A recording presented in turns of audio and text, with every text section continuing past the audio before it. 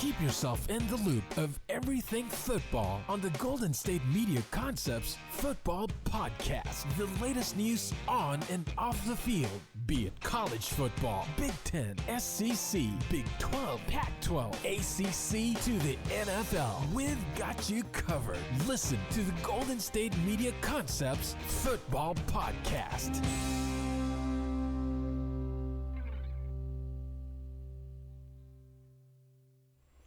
And welcome back, everybody, to another edition of the GSMC Football Podcast, Patreon exclusive content episode. And once again, I am your host, Kenneth Gruenfelder, and it's great to have you guys here on this Monday. So I just got wrapped up with the live portion of today's show. So now we are in the Patreon exclusive content part of the show. So we talked about a lot, recapped all the games from yesterday, previewed tonight's game between the Cowboys and the Chargers. Obviously, big things coming out of yesterday. You had the remaining two undefeated teams, the Eagles and the 49ers, both losing. The 49ers losing 19-17 over the Browns, and the Eagles losing 20-14 to the Jets. And yeah, that was very surprising, and that actually led to me having, was part of the reason why I had one of the worst weeks, in the spreads this week. So I actually just want to go through that first to, give you some bonus content. So I did mention this on the live portion of the show. So I'm in two spread pools, and obviously I want to keep both of them, both of the picks the same on both because I don't want to be, do bad in one and good in the other. I want to be doing good in both. The Bengals Seahawks game, and one of them, I guess I had Seattle and I didn't realize it, so I forgot to change it. So I ended up losing that game. So in both spread pools, I ended up finishing with 4 wins in one and 3 in the other going into tonight's game. Awful. So let's go through it. So I took the Broncos with the points on Thursday, and it was 16-8. Sutton had that big touchdown, and I was like, okay, maybe they cover. And the Chiefs went down the field, kicked a field goal, and they ended up losing by 11, the Broncos. So then the Ravens, they won the London game, so that was good. So I'm like, okay, that's good. Dolphins, they ended up covering after they were losing at one point, 14-0. So I'm like, oh, no, that's not good. But then they ended up covering, so that's good. I took the Colts with the points against the Jags because the Jags, listen, I know last week they looked good against the Bills, but I was like, I'm still not buying in. The Colts have been competitive in games, so I think they can keep it close. And they kept it close, the first time they played. That was not the case. Jags ended up winning by 17, so lost that game. Justin Fields got hurt against the Vikings. Lost that game. They had 2.5 points in that. And I am so bad at picking games that have 2.5 point spreads. Very bad, because I lost both of them. Actually, no. Well, I won the Bengals one. I lost the Falcons one, because they had... They were giving Washington, 2.5. Lost with the Saints, lost with the Niners, lost with the Falcons, lost with the Patriots. Yeah, the Patriots, I mean, they were down 19-17, and then all of a sudden I look at the score, and I'm like, how is it 21-17? Because Max Crosby sacked Mac Jones, and the Raiders ended up covering the spread. So I could have had one more win there. Rams, they weren't looking good for a while, but they at least pulled it out. Otherwise, I would have pretty much lost every single, almost every game. I almost lost every 4 o'clock game. I have not been good with the 4 o'clock slate games. The Rams were the only one I won in the spreads. Lions, they, won by 2 scores against the Bucs. The Bucs looked bad. Eagles looked bad. They ended up flat out losing to the Jets. And, of course, the Giants, not only do they not pull off the upset, but they cover. So it was a double whammy. Not only the Bills didn't cover, and the Giants, they lost. So if the Giants would at least won, I've been like, okay, I'll take that. But, of course, that has to happen. So at least with the Cowboys, they could salvage my week, But even if you want to call it salvaging, because... It's just a terrible week. And, I said to someone who's in my spread pool, I'm like, because we were talking and they had a lot different picks from me. And I said, okay, well, one of us is going to have a very bad week. Now, I didn't look at him and say it's going to be you. I was thinking, I think I might have my worst week. Now, you're probably saying, well, why didn't you change your picks? I'm like, because if I do that and what if I get I get screwed over the other way. I change them and then I end up doing bad, But, yeah, this week kind of showed me, because last year I did very good picking spreads. This year, terrible. Doing awful. The first 2 weeks I got 9. Next 2 weeks I got 7. Or next 3 weeks got 7. And then this week I'm going to have finished 4-3 and be dead last for the week. Not good. Not good. So hopefully, and listen, it's only week 6, so there's plenty of time to make up ground, but got to do it in a hurry because you keep doing bad, the people ahead of you keep doing good, and you're not going to win anything. So, yeah, so that was a rough week. Fantasy, I actually lost a heartbreaker in one of my dynasty leagues. So my team really didn't perform that well. I had Justin Fields who got hurt, so him and Kenneth didn't really do anything. Cooper Kupp was my best player, yesterday. So I actually was winning at one point. And my friend had Josh Allen playing. And Josh Allen did awful in the first half. So I was up still going into the fourth quarter. And, of course, he throws the 2 touchdown passes. And that ended up being the difference. Like, the second touchdown is what led to me losing. Because if that doesn't happen, I win. But, yeah, so that was a rough loss there. That was a heartbreaking loss. And then, of course, you had the Giants, what happened in the because we really kind of glossed over it. But, because we were kind of, crunched for time there. But, yeah, the Giants had an opportunity to win the game, and the referees missed a call. And, listen, that's a big moment in the game. And the flags across the NFL are so inconsistent. I mean, there's so many calls that there's so many flags they don't throw. There's so many flags that they throw that they shouldn't throw. Listen, I don't want to believe that there's some influence, but how is it that you call a flag on the second to last play that leads to the untimed down, but you don't throw the flag there where it's blatant? Jersey tugging, not looking at the ball, grabbing the arm of the player too. So Waller couldn't go up and get it immediately. And he bobbled it. He got his hand on the ball. He just couldn't make the catch. How do you not make that call? It just doesn't make sense. Because you know what's going to end up happening? The officials are going to be like, oh, yeah, we missed the call. And that's what happens. There is no accountability there. They should be held responsible. It's the same thing when it goes with the umpires in baseball. These guys should be held accountable. You mess up the call, there should be consequences. Why is there not? And that's why when you have people, including my dad last night, because he was going ballistic over it, how do you not make that call? That's why people think that there's some influence on the games. Now, I don't think they're scripted, because how are the Bills really played that bad and gave the Giants the lead? That's what the script was going to be, so the game was competitive. I just don't see it.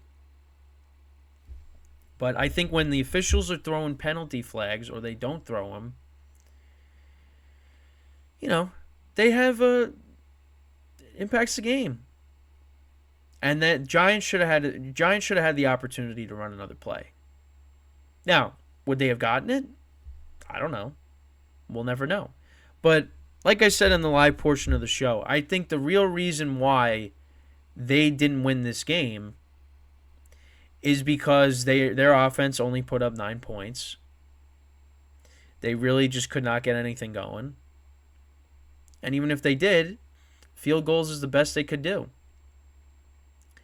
And on top of that, you had that boneheaded mistake at the end of the half where I guess Tyrod Taylor audibled to run the ball instead of throwing it, and the Giants couldn't spike the ball to clock it, stop the clock, kick a field goal, get yourself up by 2 scores, even though it only would be 9-0 at that point. Because then you kick that other field goal in the second half, you got 12 points. You're going down the field to kick the game-winning field goal, not to go down the field and try to get a touchdown to win the game. And Graham Gano was money that whole game. Again, he is the best player on that team. The kicker is the best off, even not the best player, the best offensive player on the team. And I've been saying that for the last couple of years now. And I'm not afraid to say it because to me that game last night was such a typical New York Giants loss. Last year was an anomaly. They have had so many games since the Super Bowl where they play well against a team that's better than them and they're winning at one point, but then they make a mistake and then that ends up costing them the game. It happens all the time. We're seeing more of the same this year. Now, the defense has been playing better. They're forcing turnovers. 2 more turnovers yesterday. A forced fumble and an interception. They had 3 turnovers last week. The defense is starting to maybe, play better. But the offense just cannot get anything going.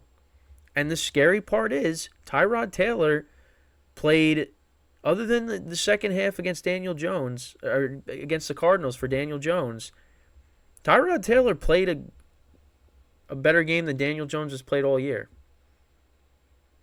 Now, again, not saying that much because he only passed for 200 yards, didn't throw any touchdowns in this game.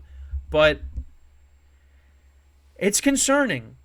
Now, you could also look at the offensive line, maybe played a little bit better. I mean, again, another injury. Azudu, he left the game. So Justin Pugh, who, if you watched the broadcast last night, instead of saying his college name in the player introductions, he said straight off the couch or whatever he said.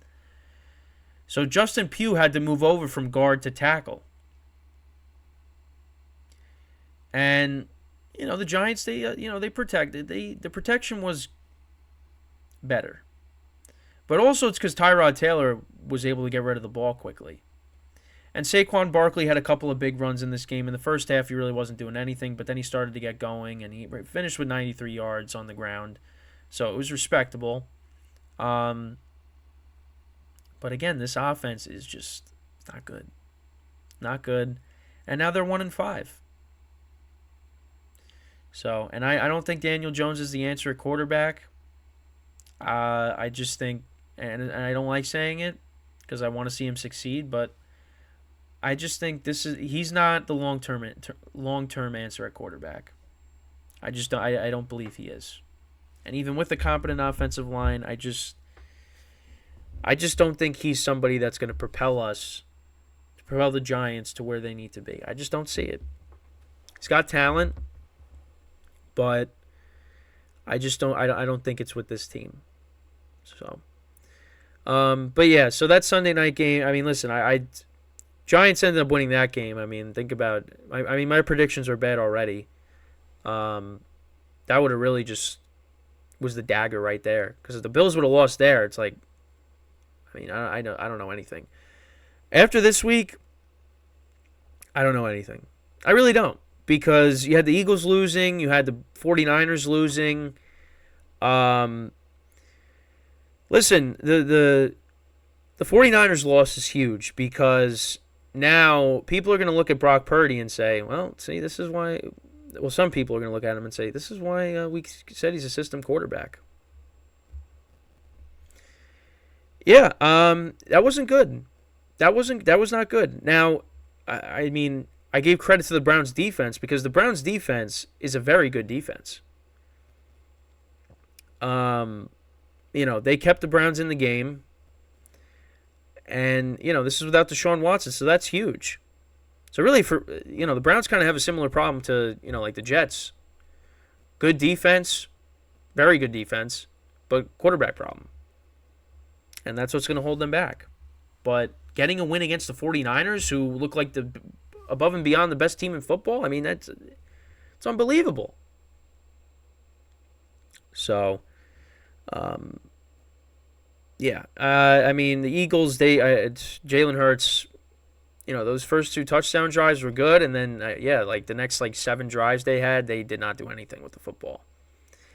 And throwing the ball on 3rd down, and that cost your team the game. I could not believe it, because where I was yesterday, I wasn't paying, I kind of just assumed, like, yeah, this game's over. And then all of a sudden, you look up, and the ball's intercepted. And I'm like, the Jets are going to win this game. And then Brees, I mean, I think they let him score. And Hurts didn't do anything with the ball when they got it back, but I couldn't believe it. But you know what? That's another. The Jets' defense doesn't get talked about a lot because, listen, they had that bad game against the Cowboys. That just was bad. I don't know how. I really don't know how that game wasn't. I mean, Zach Wilson really, turned the ball over a lot in that game. But Zach Wilson, if he plays mistake-free football, and you run the ball with Brees Hall, play good defense, that's the key. And that's literally the key to this game. I mean, although they didn't run the ball great in this game, Brees Hall didn't have nearly as good of a game as he had, last week against the Broncos. But I think they played. I don't think they got turnovers, but the Eagles turned the ball over 4 times. Hurts had 3 picks and Swift fumbled. So the Jets played good defense. Zach Wilson did what he had, managed the game, and the Jets won. That's what they got to do. And this defense has looked very good against Josh Allen, has looked very good against Patrick Mahomes, and against Jalen Hurts, who are the top 3, arguably the top 3 quarterbacks in the NFL. And that defense stepped up when it had to. Because the offense really just did nothing. I mean, they were just kicking field goals the whole game. They got the touchdown at the end, but again, that's because they got great field position from the pick. So when we look at the Jets, I mean, it's definitely possible that they can win 9 games and get into the playoffs. So let's actually go through their schedule. So obviously, they still got games against Miami, so those games are going to be tough. You still got another game with the Bills, another game with the Pats. So they got a bye week. Then they come out against the Giants, so they should win that game. They're at home against the Chargers. Listen, Justin Herbert's been great this year, but what I just said, Justin Herbert's a top quarterback in the league. They forced Allen into 3 picks. They forced Mahomes into 3 picks, or 2 picks. I keep saying 3. Well, no, he should have had 4, but they got called back. You forced, so I think I said 3 interceptions, but it was only 2. But then again, should have been more than 2 because of the turnovers. But yeah, then you forced Jalen Hurts into 3 interceptions. I mean, you should do that to Justin Herbert. So you have the Giants. Chargers at home is a winnable game. Giants is also technically a home game because you're playing in your home stadium. At Raiders, they should win that. At Buffalo is going to be tough. Home against the Dolphins. Listen, I think that's a winnable game. Home against the Falcons, winnable. Home against the Texans, winnable. Dolphins away is going to be a little tougher, but it's winnable. Commanders at home, they should win that. At Browns, 2 very good defenses, but winnable. Deshaun Watson hasn't looked good.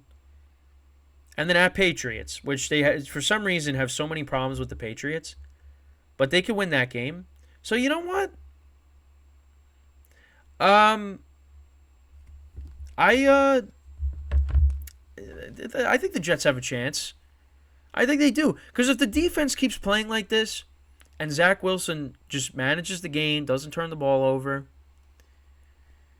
there's a lot of winnable games on that schedule. That should get them to 9 wins. They should be able to get to 9 wins. I mean, the Falcons aren't great.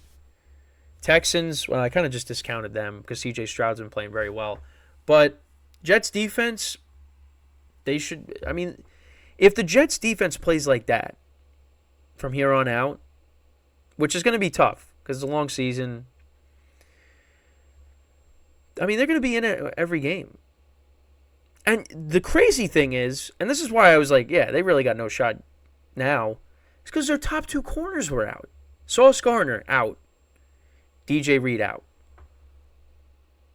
Now you're getting those guys back. Now, listen, I don't really expect the Jets to do much if they got to the playoffs because, they're limited at quarterback. But they get in, and Aaron Rodgers has a chance to come back. I don't know. Just imagine what this team would be like if Aaron Rodgers was healthy. That game against the Cowboys is different. You probably beat the Patriots. You probably beat the Chiefs. I think. I mean, you got a quarterback that can actually move the ball on offense with this defense. I mean, you're looking at them as having one of the best records in the NFL right now. And I might be like jumping the gun here, but I mean, look at what they've done on defense against these quarterbacks, against Josh Allen, Mahomes, Hurts. Now they're going to be playing Herbert soon. They got to combine 8 interceptions against those 3 quarterbacks. Should have had more with Mahomes. But again, penalties change that. You know, it's amazing. It really is. And if Rodgers like somehow comes back this year, the problem is though, he's going to be so rusty. If he does come back, I want to see him come back this year, but I just don't. I can't sit here and be like, yeah, it's gonna happen. But the fact that he's not in a walking boot, there's no. I mean, he's on the field throwing passes. I mean, we'll see. We'll see. Because if he comes back and somehow plays well and nothing happens to him, and he doesn't have a setback, and that's like a medical miracle. It really is. If he is able to come back from a torn Achilles and play in January, if the Jets get that far, I mean that is unbelievable. And that should be celebrated if that happens, honestly. Like, you could love or hate the guy, but the fact that if he's able to come back from this injury and play in the playoffs and nothing bad happens to him, I think that's amazing. That really is. But, obviously Aaron Rodgers is a very controversial figure. Not just in the football world, but in the real world in general with some of the things that, he says, whether you agree with him or not.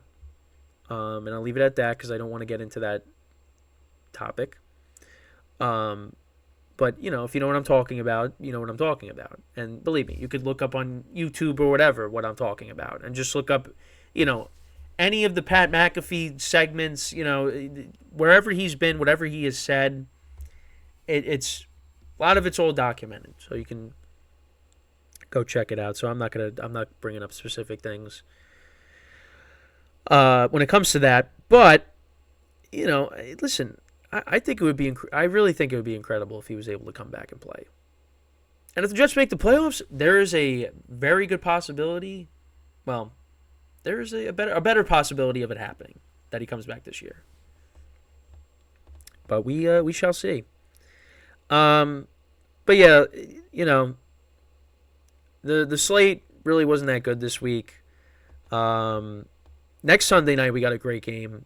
Eagles Dolphins. That is gonna be a great game. Two high powered offenses going at it. I think there should be a lot of points scored in that game. Obviously we'll talk about it later in the week when we are getting to the towards the end of the week. But yeah, I mean, again, a ton of injuries this week. A lot of quarterbacks got hurt. McCaffrey, Deebo Samuel got hurt. I mean, Tyreek Hill left the game with the hamstring, but he came back in and he was fine. But I mean, the injuries, man, they're piling up, and it's really bad. This is one of those years where there's just a ton of injuries, and it's unfortunate. It really is. Because, I mean, it ruins the game. It really does, because you don't want to see. Regardless of if there's a player you don't like that gets hurt, you know, you want to see these guys out there playing, and it's just it's a violent game. I mean, you saw what happened last night with Damian Harris, and it really makes you sit back and realize it's a violent game these guys play. They risk their lives going out there and playing this game, and injuries, unfortunately, and in every sport, it's part of the game. And I hate it, because I don't want to see anybody get hurt. I want to see all these teams at full strength, for the full, 17-game season. Well, they're playing 17 games. Week 18 now, obviously. But yeah, I mean, it's just it's one of the negatives about football is the injuries, of course. I think I said I don't want to see any more injuries. Well, McCaffrey having 2 injuries, oblique, which you never want to have, and of course ribs too, which is again same thing. But speaking of rib injuries, I mean, listen, Christian McCaffrey's a tough player. I think if it's he's also dealing with the oblique, but I feel like he's probably going to miss time. But I say rib injury because, growing up, Jordy Nelson grew up, as I was growing up, he was my favorite player. And I always go back to when he played in the 2016 NFC Championship game against the Falcons. He played in that game with broken ribs. And that's just another reason why, he was my guy growing up. Just the toughness of him. Now, not to say Christian McCaffrey's not tough. I'm just saying, ribs are just not something that you want to have. And obviously, that's an NFC Championship game, and you're going to do everything you can to try to play in that game. McCaffrey, we're in Week 7 right now. We're going into Week 7. Niners are still sitting pretty comfortable. I wouldn't be surprised if he misses next week. Now, we just got to see. I don't know what... I haven't really looked at anything. Obviously, we'll know more throughout the week. So, once we get information, then, I will talk about it. But, right now it's early. And obviously, I talked about Deebo Samuel getting more tests on his shoulder. To me, the bigger injury is McCaffrey. I feel like they could at least, I think they'd be fine without Deebo. But I feel like McCaffrey, he's out, he misses any time, that offense is really going to suffer because of it. And people are going to start coming out of the woodwork again saying Brock Purdy's a system quarterback. Because if he goes out there and he has no McCaffrey, no Deebo, and he... Now, listen, he got them... With no McCaffrey and no Deebo, he got them in the position to which they can win the game. And that was a big moment in the game. He got them in field goal range to win the game. And the kicker missed it. Moody missed it. So, that's a big drive right there. But let's see. If McCaffrey misses time, if Deebo misses time, obviously they still got Kittle and Ayuk. So, there's still playmakers on this team. You have Elijah Mitchell and Jordan Mason. He's had a couple of, he had that touchdown run yesterday. So maybe they could still run the ball okay, but it's not going to be without McCaffrey. Without McCaffrey, the team is really going to suffer, I think. Now, you still got that defense too, so it's not like the 49ers are, in major trouble, but offensively they might be a little vulnerable there. So we'll just have to see. See if they get back on the right track. So with that, that is once again, that's all the time that we have for today. I thank you guys for tuning in. Once again, we'll be back again tomorrow, 11 a.m. to 12 p.m. Eastern time for the live portion, and then obviously, right after that, I'll record the Patreon for that episode. So until then, I'm Kenneth Gruenfelder signing off from the GSMC Football Podcast, brought to you by the GSMC Sports Network. Have a good day, and I will see you guys tomorrow. Take care.